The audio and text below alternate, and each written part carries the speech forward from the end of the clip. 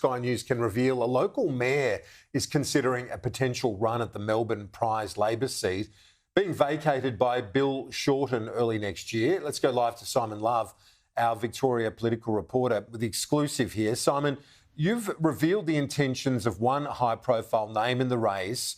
Who else is in the mix here? Kieran, very senior Labor sources have put to me that Tyson, who is currently the Mayor of Moonee Valley Council here in Melbourne's inner northwest, is may be considered a front runner for this race to potentially be the next member for Maribyrnong. Of course, a candidate has to be pre-selected first. So Mr Tyson, who's well known in this area and also is young as well, he's got quite a bit of a profile. He also works in the Professionals Australia space as well when it comes to union activity. Now, I contacted Mr Tyson a short time ago for a comment. Now, Mr Tyson had no comment apart from referring me to a statement that he made after Bill Shorten made his announcement yesterday. He said, importantly, as the local member, Minister Shorten's worked tirelessly for the community. His dedication grounded in the values of inclusivity and fairness, leaving a strong legacy. Now, there were similar words too from another candidate that has been spoken about, Joe Brisky, who's a United Workers Union member, also part of the Parenthood as well. Joe Brisky's being touted as a candidate.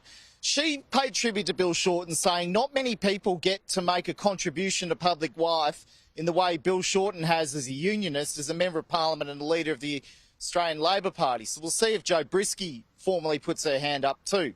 So about all this, Kieran, well, less than 24 hours after Bill Shorten's shock announcement, although some people here locally or Labor members weren't too surprised, his colleagues, the Labor members, they're really deciding or jostling as to who should have control of this seat. Should it be the left faction or the right faction? Currently held by the right faction, of course, Bill Shorten, former AWU official. He's held this seat, Maribyrnong, by 2007.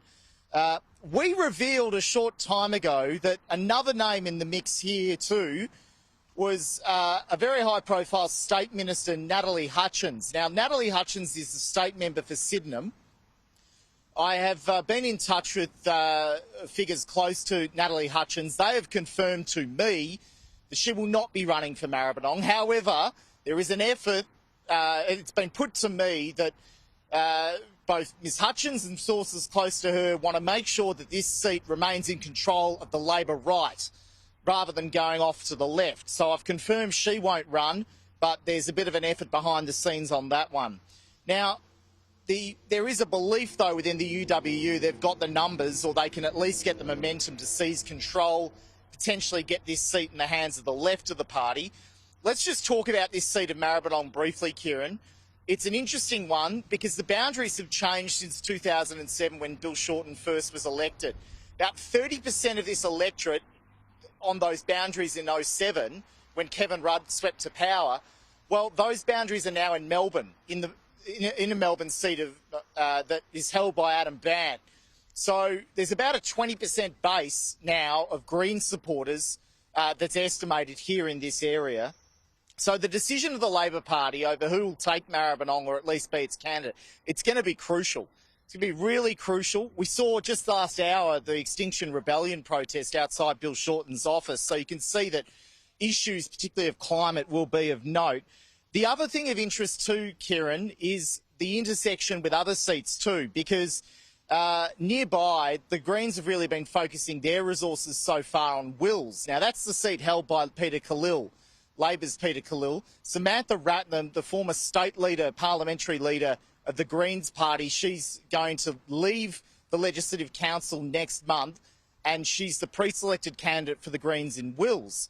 So that's where the Greens have been putting their resources. No decision yet from the Greens on who they'd run in Maribyrnong, given that this seat sort of opens up. I've been speaking to Greens sources too.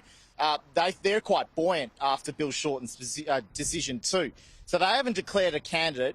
But the other one you really want to think of too, Kieran, is Gorton, because that was held by Brendan O'Connor. You know, they're wondering within the Labor Party, is it a straight swap here? in terms of control of the left faction of Gorton, the right faction of the party of Maribyrnong? Could there be a straight swap there?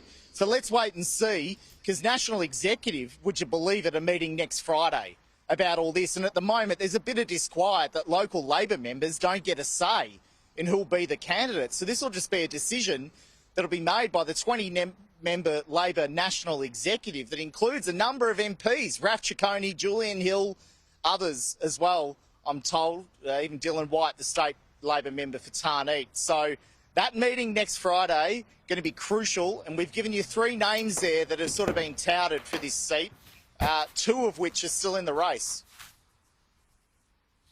Simon, yeah, thanks. And interesting that Mr Albanese brought those pre-selections in for the National Executive to deal with. So it might be a few fights within the party, but it can't erupt into an all-out war, because the National Executive, as Simon points out there, will deal with it within the next little while.